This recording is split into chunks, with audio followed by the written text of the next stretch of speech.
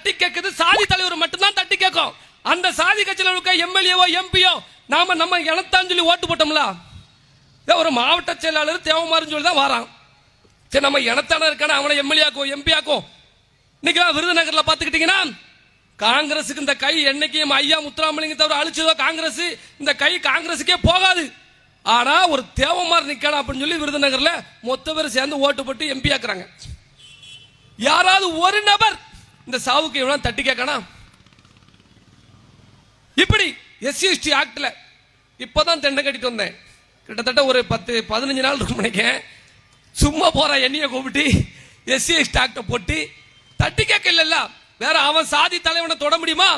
இங்க போராடுற சாதி தலைவர்களுக்கு ஒரு பிரச்சனை அப்படின்னா நாங்களே தான் எல்லாம் பார்த்துக்கணும், நாங்களே ஜெயிலுக்கு போயிடணும். ஜெயிலுக்கு எல்லாம் போனா ஒரு பிஸ்கட் கூட வாங்கி கொண்டு தேவமாரி தர மாட்டேங்கான். மாறி மாறி என்ன நடப்பான்? அங்க அந்த சாதி தலைவனை தொட்டா பசு ஓடாது, தென் மாவட்டம் 10 எரியும். இங்க அப்படிலாம் கிடையாது. போயிட்டானா போய் சேர்ந்தானா போட்டும்.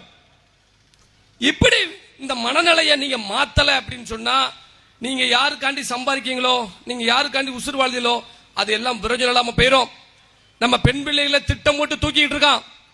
எப்படியாவது கட்டி கொண்டு வா, நான் பாத்துக்கிட்டேன் அப்படின்னு சொல்லி இந்த இடத்துல பொங்கல் தீபாவளி வருது, காத்திருப்பான். பொங்கல் தீபாவளிக்கு செலவு பண்ணதுக்கு அவனுக்கு பணம் வேணும்னா ரோட்ல போற தேவமரம் பிடிச்சி ஏட்டு வம்புழுத்து, பிள்ளை மரம் வம்புழுத்து, முதலேற வம்புழுத்து 50,000 1 லட்சம் வாங்கணும். அதை வச்சு நம்ம பொன்னாட்டு பிள்ளைக்கு வந்து ட்ரெஸ் எடுத்து கொடுக்கணும்னு நினைக்கும். அதுக்கு நாங்களா கிடைச்சோம்? நம்மளா கிடைச்சோம்? அப்ப இந்த அரசாங்கம் தப்பு பண்ணுது.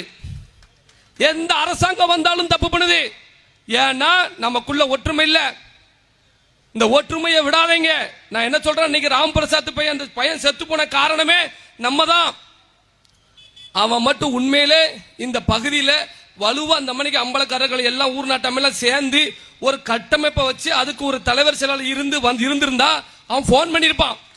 அந்த பையன் போன் பண்ணிருப்பான், அண்ணா இந்த மாதிரி விஷயம் என்னை அடிச்சு விட்டாங்க, என்னை கொண்டாலும் கொண்டு விடுவாங்க, நீங்க வாங்கன்னு சொல்லியிருப்பான். நம்ம காப்பாத்திட்டு வந்திருக்கலாம்ல. அதை பார்க்கும் போதே பரிவிப்பா இருக்கு மனசு.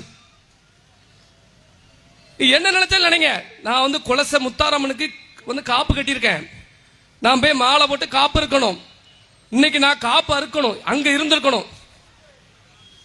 இந்த 10-15 நாள் விரதம் இருந்தது, காப்பு அறுக்கலன்னா அந்த புண்ணிய பூமியில இருந்தா அறுக்கணும். ஆனா நான் அறுக்காம இங்க வந்துட்டேன். ஏன்னா அது பெருசு இல்ல, அந்த விரதமே முடிஞ்சாலும் பிரச்சனை. அந்த ஆத்தா வந்து எப்பவுமே நம்ம சமத்தை காப்பாத்தல மாட்டுக்கிறது இல்ல.